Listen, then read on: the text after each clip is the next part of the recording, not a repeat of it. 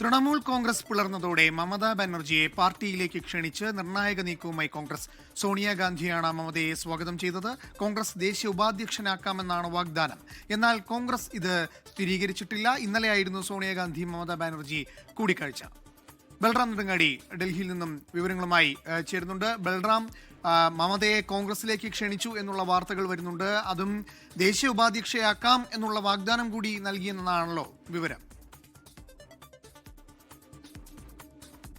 എന്തായാലും ബംഗാളിൽ തൃണമൂൽ കോൺഗ്രസ് പിളർന്നതോടെ പുതിയ സമവാക്യങ്ങൾ ഉണ്ടാകുമോ എന്നതാണ് അറിയേണ്ടത്. മമതാ ബാനർജിയെ കോൺഗ്രസിലേക്ക് ക്ഷണിച്ചിരിക്കുകയാണ്. വളരെ നിർണായകമായ നീക്കമാണ് ബംഗാളിൽ നടക്കുന്നത്. സോണിയാഗാന്ധിയാണ് മമതയെ സ്വാഗതം ചെയ്തത് എന്നതാണ് വരുന്ന വിവരങ്ങൾ. കോൺഗ്രസ് ദേശീയ ഉപാധ്യക്ഷയാക്കാമെന്ന വാഗ്ദാനം നൽകിയിട്ടുണ്ട് എന്നതാണ് അറിയാൻ കഴിയുന്നതും. എന്നാൽ കോൺഗ്രസ് ഇത് സ്ഥിരീകരിച്ചിട്ടില്ല. ഇന്നലെയായിരുന്നു സോണിയാഗാന്ധി മമതാ ബാനർജി കൂടിക്കാഴ്ച എന്നതും ഏറ്റവും പ്രധാനപ്പെട്ട കാര്യമാണ്. അതിൽ മമത എന്ത് തീരുമാനമെടുക്കും? അത്തരത്തിൽ കോൺഗ്രസിലേക്ക് പോകുമോ അതോ തുടർന്ന് മുന്നോട്ട് ഫൈറ്റ് ചെയ്യുമോ എന്നുള്ളതാണ് നമ്മൾ നോക്കേണ്ടത്. ബൽറാം ചേരുന്നുണ്ട് ഡൽഹിയിൽ നിന്നും. ബൽറാം, കോൺഗ്രസിലേക്ക് മമതാ ബാനർജിയെ സ്വാഗതം ചെയ്യുന്നു. ഉപാധ്യക്ഷ സ്ഥാനം വരെ നൽകാമെന്നുള്ള വാഗ്ദാനവും നൽകുന്നു.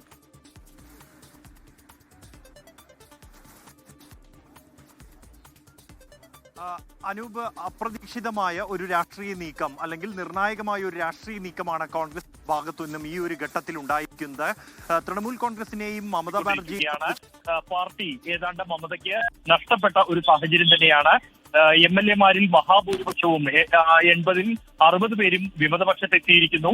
ലോക്സഭാ അംഗങ്ങളിൽ 28-ൽ 23ഓളം പേർ ഇതിനകം വിമതപക്ഷത്ത് എത്തിയിരിക്കുന്നു. ഈ ഒരു പശ്ചാത്തലത്തിൽ ആണ് മമതാ ബാനർജി സോണിയാഗാന്ധിയുമായി കഴിഞ്ഞ ദിവസം കൂടിക്കാഴ്ച നടത്തിയത്. ഈ ഒരു കൂടിക്കാഴ്ചയിൽ സോണിയാഗാന്ധി മമതാ ബാനർജിയെ കോൺഗ്രസിലേക്ക് ക്ഷണിച്ചു എന്നാണ് റിപ്പോർട്ടുകൾ. എന്നാൽ മമത ഇതുവരെയും മറുപടി നൽകിയിട്ടില്ല.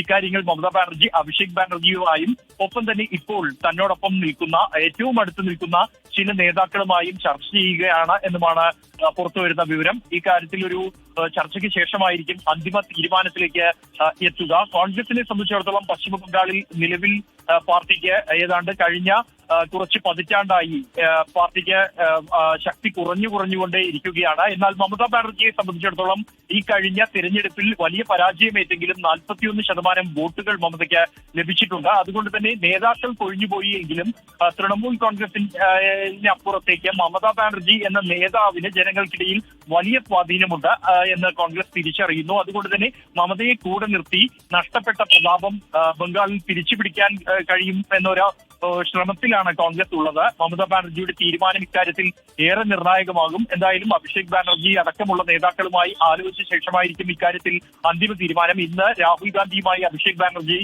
കൂടിക്കാഴ്ച നടത്തിയിരുന്നു. ആ കൂടിക്കാഴ്ചയിലും ഈ വിഷയം ഉയർന്നു വന്നതായാണ് പുറത്തുവരുന്ന വിവരം. എന്തായാലും മമതാ ബാനർജിയുടെ തീരുമാനം അത് തന്നെയാണ് ഇക്കാര്യത്തിൽ ഏറ്റവും നിർണായകമാവുക. അനുകൂലമായ ഒരു തീരുമാനം മമതാ ബാനർജി എടുക്കുകയാണെങ്കിൽ 29 വർഷത്തിന് ശേഷം കോൺഗ്രസിലേക്കുള്ള ഒരു മടങ്ങിവരവിന് കൂടിയാകും അത് വഴിവെക്കുക. അത് തന്നെയാണ്. ബംഗാളിൽ BJP-യുടെ കരുനീക്കങ്ങളിൽ ആടി ഉലയുമ്പോൾ മമത